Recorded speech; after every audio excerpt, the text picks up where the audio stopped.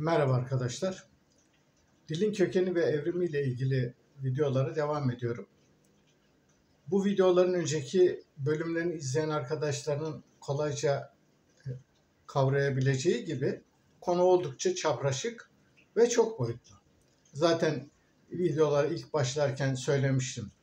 İnsanın evrimi ve dilin ortaya çıkışını anlayabilmek için çok disiplinli bir düşünce sürecinden geçmek gerektiğini, antropolojiden jeolojiye, paleontolojiden biyokimyaya kadar birçok bilim alanındaki keşifleri göz önünde bulundurmak gerektiğini vurgulamıştım.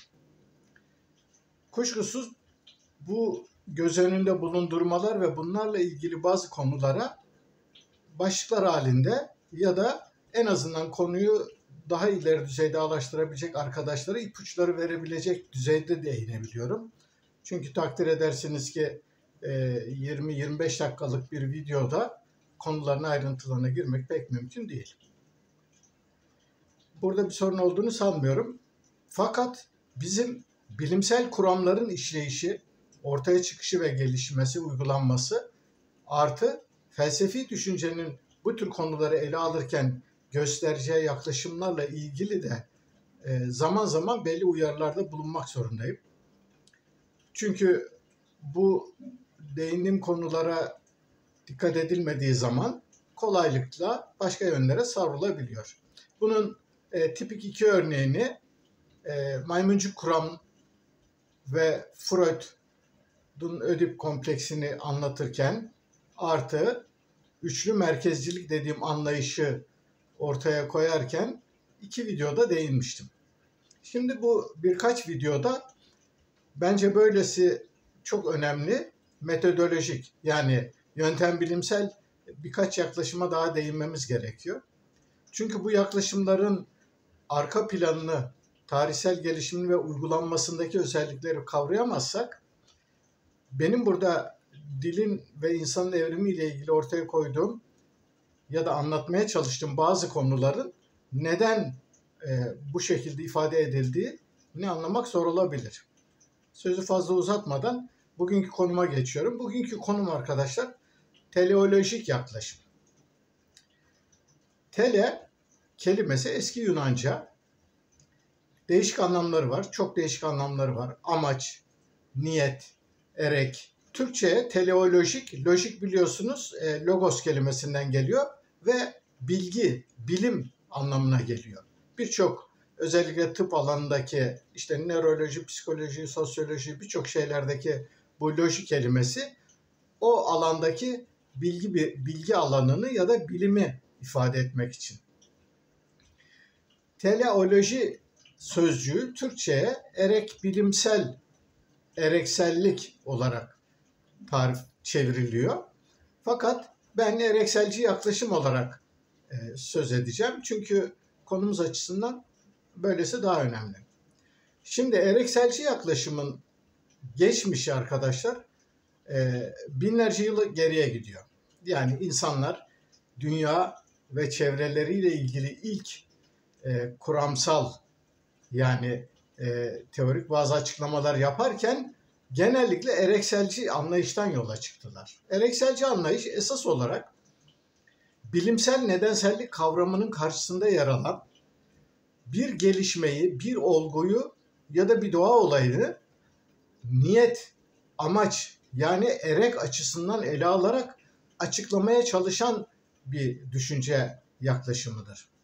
Dolayısıyla erekselci yaklaşım esas olarak ele alınan konunun hangi amaç, hangi erek, hangi niyetle ortaya çıktığını sorgulayan ve ona göre açıklama yapan bir anlayış.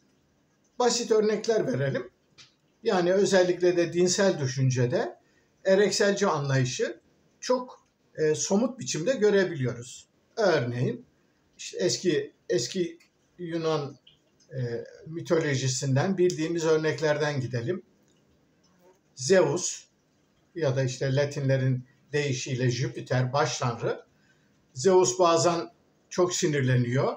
Sinirlendiği zaman ya birisine bir ihtar ya da birisini cezalandırmak istediği zaman öfkeyle gürlüyor.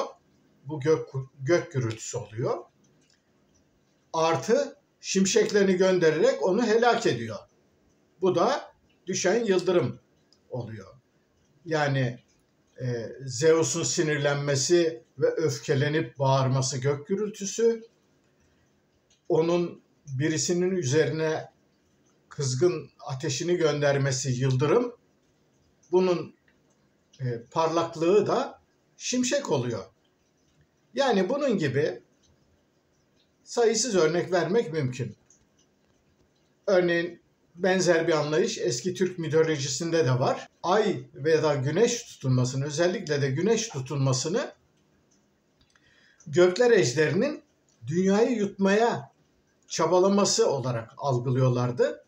Ve dolayısıyla güneş tutulması olduğunda ya da olmaya yakın gündüz birdenbire hava karardığında gökler ejderini ürkütmek için göğe ok atıyorlardı, değişik araçlarla gürültü çıkarıyorlardı ve gökler ejderini ürküterek dünyayı yutmasını engelleyebileceklerini düşünüyorlardı. Yani bu inancın günümüzdeki kadim izlerinden birisi de bazı düğünlerde ve gösterilerde bizim insanlarımızın göğe habire silah, ateş sıkmaları. Yani tabancalarını, tüfeklerini yukarıya boşaltarak aslında sevinçlerini ortaya koyuyorlar ama böylelikle eski kadim bir inanışın izdüşümü olarak bir davranışta bulunduklarını pek bilmiyorlar. Şimdi teleolojik yaklaşımı daha da somutlamak, bilimsel ve felsefi düşüncedeki izlerini takip edebilmemiz için daha somut, herkesin anlayabileceği pratik bir örnek vermek istiyorum. Örnek Aristoteles'ten vereceğim. Bildiğiniz gibi Aristoteles ilk çağ Yunanistan'ın en önemli, en büyük filozoflarından birisi. Yani öyle lafın gelişi büyük demiyorum. Gerçekten Aristoteles'in ortaya koyduğu yazılar, bilgi alanının genişliği, değişik alanlarda yaptığı çalışmalar o kadar olağanüstü ki yani bunları hayal etmek bile bir insanın kısacık ömründe bu kadar şeyi nasıl yapabildiği inanılmaz bir şey. Yani biyolojiden gökbilime, işte sistematikten matematiğe, sosyolojiden dil bilime, yani Aristoteles'in el atmadığı ve kalem oynatmadığı konu hemen hemen yok. Bu kadar çok yönlü ve derin bir filozof. Fakat bu büyük ve derin filozof bilimsel konularla ilgili ortaya attığı düşüncelerle tam bir tezat oluşturuyor. Öyle bir tezat ki Aristoteles'in ortaya koyduğu bazı düşünceler ya da sürdürdüğü, kendi sistemine yedirdiği bazı düşünceler öylesine bilimsel gelişmenin önünde tıkaç olmuştur ki yani söz uygunsa 1500-2000 yıl Batı'da yani Aristoteles düşüncesinin hakim olduğu çevrelerde bilimsel gelişmenin önündeki en büyük engellerden birisi Aristoteles'in bu kuramları olmuştur. Ve Aristoteles'in kuramlarının en önemli özelliği de bunların teleolojik olmasıdır. Yani erekselci bir yaklaşımla ortaya koymuştur. Somut bir örnek olarak fizikten düşme yasasını vereceğim. Şimdi Aristoteles'e göre cisimler, havaya atılan cisimler yere düşüyor. İşte kuşlar yere inmek zorunda, taş atıyorsun düşüyor, ağaçtan düşen yaprak yere düşüyor. Her şey yere düşüyor. Şimdi Aristoteles soruyor, ya bu nesneler neden yere düşüyor? Ve yanıtını da erekselci bir anlayışla şöyle veriyor. Çünkü diyor evrenin merkezi arzın merkezindedir. Yani dünyanın merkezindedir. Ve her nesne ait olduğu merkeze gitmek ister. Ve dolayısıyla havaya atılan bir taş bizim ilk sağladığımız itkiyle yukarı doğru fırlamış olsa da daha sonra onun doğal mekanı arzın merkezi olduğu için arzın merkezine doğru gitmek durumundadır. Dolayısıyla havaya atılan her şey düşer, arzın merkezine gitmeye çabalar. Görebildiğiniz gibi Aristoteles'in bu anlayışı tipik bir erekselci anlayış. Yani nesneler arzın merkezindeki kendi doğal yerlerine gitmek istedikleri için yere düşüyorlar. Kolayca kavrayabileceğiniz gibi Aristoteles'in bu anlayışı yüzyıllarca Batı fiziğinin gelişmesinin önündeki en önemli engel olmuştur. Zaten Batı fiziğinin öncüleri diyebileceğimiz düşünürler ilk olarak Aristoteles'in bu anlayışına karşı çıkmışlardır. Newton'un yerçekimi kuramı bunun nihai adımı olmuştur. Sonuçta Newton nesneler arzın merkezine doğru gitmek istedikleri için değil, yerçekimi denilen bir olgu olduğu için yerçekimi nedeniyle düştüklerini söylemiştir. Aristoteles kuramının doğru olmadığını kanıtlamak için Galile'nin ünlü Pisa deneyleri vardır.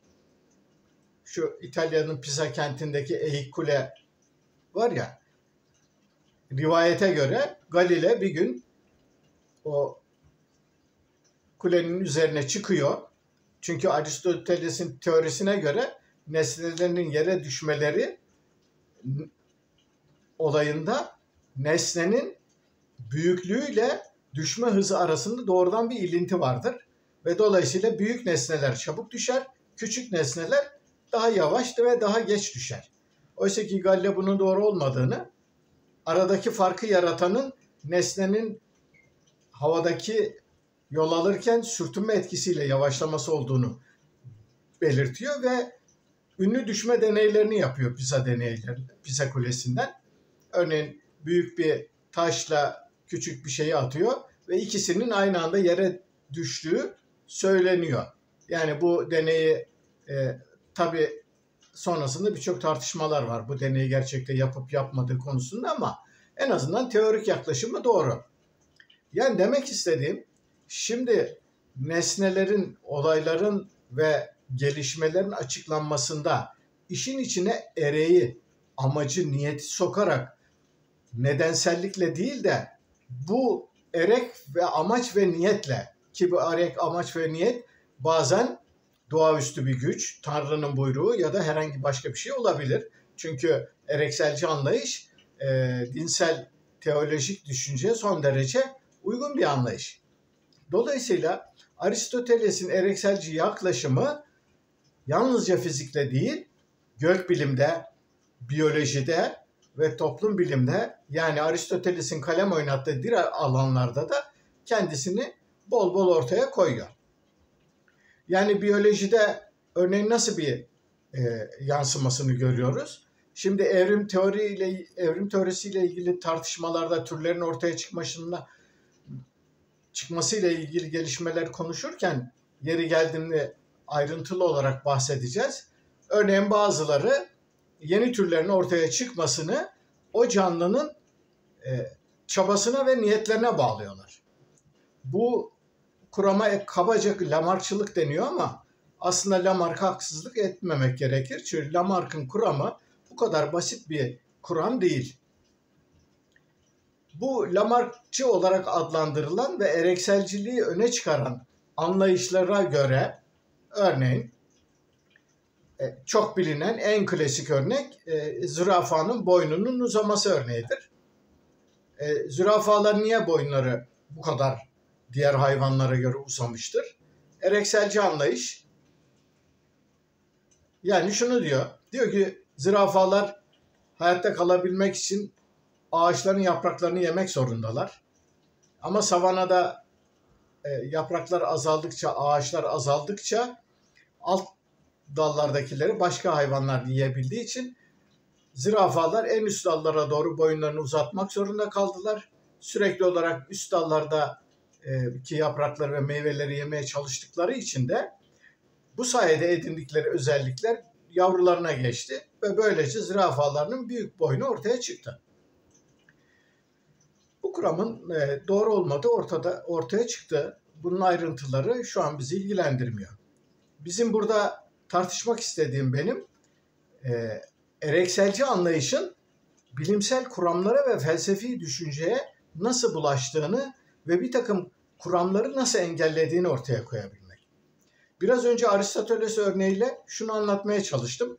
Aristoteles'in fizikteki düşmeyle ilgili kuramının sonucu olarak fizikteki gelişmeleri engellediğini ve buna nihai çözüm bulan bu alanda Newton'un yerçekimi kuramı olduğunu söylemiştim. Fakat Newton'un kendisi de Aristoteles'in erekselci anlayışından tümüyle kurtulmuş değildi. İroniktir, yani garip bir durumdur. Gelmiş geçmiş en önemli bilim insanlarından birisi olan Newton, yerçekimi yasalarını bulduktan ve fizikteki çok anılan buluşlarını gerçekleştirdikten sonra ömrünün yaklaşık son 20-30 yılını erekselci yaklaşımla dünyanın tarihini açıklamaya vakfetmişti. Yani ne demek istiyorum? Şunu demek istiyorum. Newton, İngiliz Kraliyet Akademisi'nin başkanlığını uzun yıllar yaptıktan, birçok başarıya imza attıktan sonra kutsal kitapta, yani Hristiyanların ve Yahudilerin inandıkları kutsal kitapta anlatılan dünyanın oluşum tarihini zamansal olarak, yani kronolojik olarak kanıtlamak için kollarını sıvadı ve yaklaşık 25-30 yıl bu konuda olağanüstü çalışmalar yürüttü. Yani burada olağanüstü derken yani çok bilimsel, at bırakacak, önemli anlamında söylemiyorum. Kendisi büyük bir çabalar harcadı. Yani ölümünden sonra geriye kalan yaklaşık 20-25 bin sayfalık belgeler var. Bu belgelerin abartısız %80'ine yakını bu çalışmalarla ilgili dolu. Yani şunu yapıyor, eski ahitteki peygamberlerin yaşlarından ve onların konumlarından hareket ederek eski ahitteki kurama göre dünyanın oluşumu taş çatlası 6000. 6000'i bulmuyor bile. 5900 işte küsurata falan geliyor. Bu kadar olması gerekir. Dolayısıyla Newton dünyanın oluşumunu ve evriminin bu yaklaşık 6000 yılda nasıl gerçekleştiğini ortaya koymak ve bunu kanıtlamak için yaklaşık 20 yıllık bir mesai harcıyor.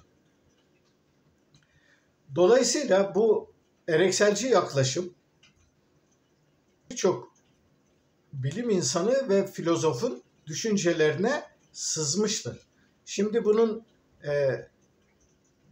evrim kuramı ve canlılığın evrimi bakımından çarpıcı bir örneği olarak ünlü saatçi kuramına bir sonraki videoda değinmeye çalışacağım. Çünkü bu saatçi kuramıyla birlikte hemen hemen aynı şey söyleniliyor. Oradaki temel mantık şu: dünyadaki canlıların, doğa olaylarının, toplumların birbirleriyle ilişkileri ve kendi gelişim süreçleri incelendiğinde her tarafta kusursuz bir düzen, yasallık ve inanılmaz ayrıntılara dayalı bir işleyiş olduğu görülüyor. Bu kusursuz işleyiş ve ayrıntılardan ve bilimsel olarak da ortaya konulabilen bu görkemli yapıdan hareketle bazı düşünürler şöyle diyorlar.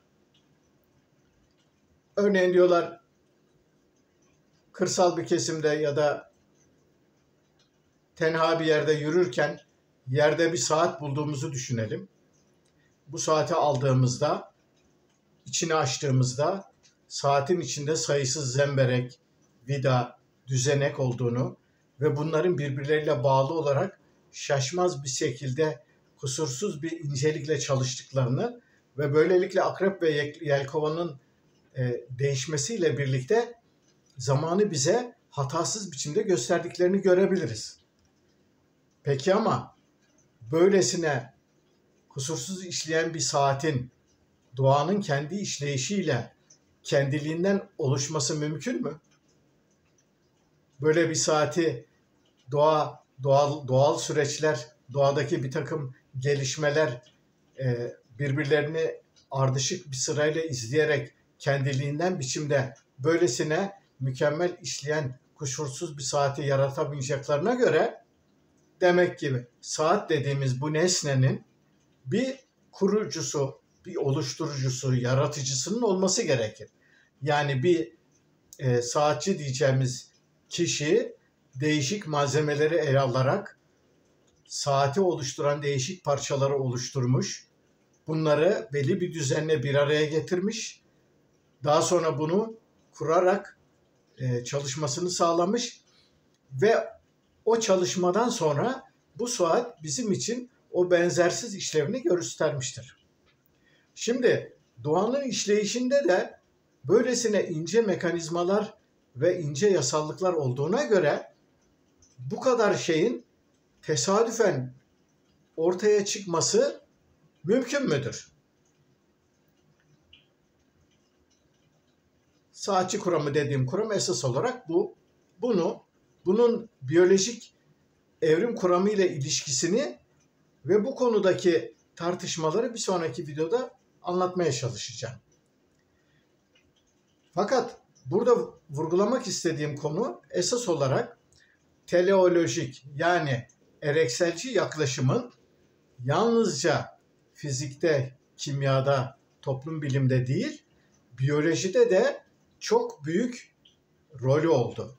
Geçmiş bir takım kuramların geliştirilmesinde biyolojik erekselci anlayışla ortaya konulan bazı düşünceler bu konudaki çalışmaları sekteye uğrattı. Hatta bu durum Darwin'in evrim kuramının ortaya çıkmasından sonra bile varlığını sürdürdü. Anımsayacağınız gibi Darwinci evrim kuramının modern sentezini sağlayan öncü bilim insanlarından birisinin de Dostoyevski olduğunu, ama onun doğanın işleyişini Tanrı'nın belirlediği bir düzenle sürdürülmeye inandığını söylemiştim. Dolayısıyla bu da aslında evrim kuramının işleyişine inanılıyor. Evrim kuramı tamamen bilimsel verilerle ve nedensellikle açıklanabiliyor. Ama bu nedenselliğin arkasında erekselci bir anlayış var. O da Tanrı'nın iradesi. Çünkü Tanrı gelişmelerin böyle olmasını arzuladığı için evrenin ve dünyanın işleyişini bu biçimde modellemişti ve ona göre ilerliyor. Dolayısıyla onun ortaya koyduğu bu modellemeye göre biz nedensel ilişkilere dayanarak bir takım gelişmeleri bilimsel yollarla açıklayabiliriz. Fakat buradan doğanın kendi işleyişinin ve evrenin yapısının tamamen nedensellikle açıklanabileceğini söylemek doğru değil. Bu anlayışa göre, yani erekselci anlayışa göre bu kadar karmaşık bir evrenin ve dünyamızın işleyişinin mutlaka bir tasarlayıcısının, kurucusunun, planlayıcısının olması gerekiyor. Erekselci anlayışı başka konularda da çok somut biçimde görebiliyoruz. Canlılığın tarihinde, ilk canlılığın ortaya çıkmasında, canlıların birbirlerinden evrimleşerek türleşmelerinin sağlanmasında da erekselci anlayışı ortaya koyan çok sayıda görüş var ve ilerleyen videolarda karşımıza çıktıkça bu görüşlerle de yeri geldiğinde değineceğim. Toparlarsam, erekselci anlayış, yani teleolojik anlayış, bilimsel nedensellik anlayışının tam karşısında yer alan, gelişmeleri belli bir niyet ve ereğe bağlayarak onun ekseninde açıklamaya çalışan bir anlayış. Dolayısıyla herhangi bir bilimsel kuramın doğanın işleyişiyle, doğadaki herhangi bir gelişmeyle, bir olguyla ilgili herhangi bir bilimsel kuramın açıklanmasında bizim için açıklayıcı ilke neden hangi amaçla, hangi niyetle, neden böyle oluyor sorusunu sormak değil. Bilimsel ve sağlıklı felsefi yaklaşımın sorması gereken nasıl sorusu olması gerekir. Bunu hiç unutmamamız gerekiyor. Çünkü ben yaptığım bütün açıklamaları bu perspektifle yapmaya çalışıyorum. Yani bilimsel yaklaşımda neden sorusu değil, nasıl sorusu öne çıkıyor. Nasıl ve ne zaman? Bunu somutlarsak, insan dili neden ortaya çıktı diye bir soru sorduğumuzda, insan dilinin neden ortaya çıktığına ilişkin daha önce size sözünü ettiğim onlarca kuram ve düşünce var. Fakat bizim yanıt vermemiz gereken soru, insan dili neden ortaya çıktı değil, insan dili ne zaman ve nasıl ortaya çıktı olması gerekir. Dolayısıyla insan dilinin ne zaman, yani hangi süreçle, hangi evrimsel basamaklardan, hangi evrimsel ve biyolojik olanaklardan geçerek günümüze doğru evrimleştiğini ve bu gelişme basamaklarının ayrıntılarını ortaya koymamız gerekiyor. Benim bu videolarda yapmaya çalıştığım, Darwinci evrim kuramına bağlı olarak ortaya konulması gereken esas sorun budur. Eğer bunu başaramazsak, yani gelişmenin belli bir aşamasında şu gelişmeler oldu, bunun nedeni şuydu, çünkü şundan dolayıdır dediğimiz an, benim burada yaptığım bütün açıklamaların hükmü kalmamış olacak. Dolayısıyla konuyu tekrar toparlamak için şunu anlatmaya çalışıyorum. Evrimsel konularda, diğer bilimsel alanlarda da bu geçerlidir. Erekselci yaklaşıma itibar etmeden gelişmeleri nedenselliklerle ve bu nedensellikleri açıklayabilen bilimsel bir tutarlılıkla ortaya koymak zorundayız. Bilimsel anlayış neden sorusuna yanıt vermeyi değil, nasıl ve ne zaman sorusunu yanıtlamayı kendisine öncelikle hedef olarak alır. Dolayısıyla burada yaptığım açıklamaları bu perspektifle düşünmek gerekiyor. Bilimsel anlayış, bilimsel kuramlar ve felsefi yaklaşımla ilgili bu tür konularda değinmeye zaman zaman devam edeceğim. Sonraki videoda görüşmek üzere.